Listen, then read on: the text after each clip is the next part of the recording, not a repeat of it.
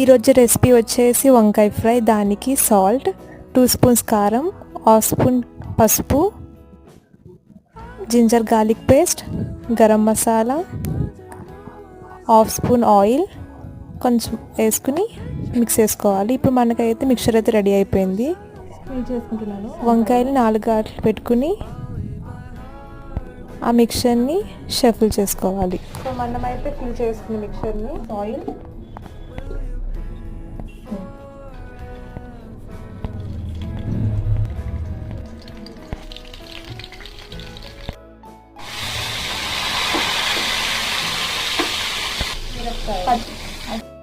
Left mixer అయితే వేసుకుంటున్నాను.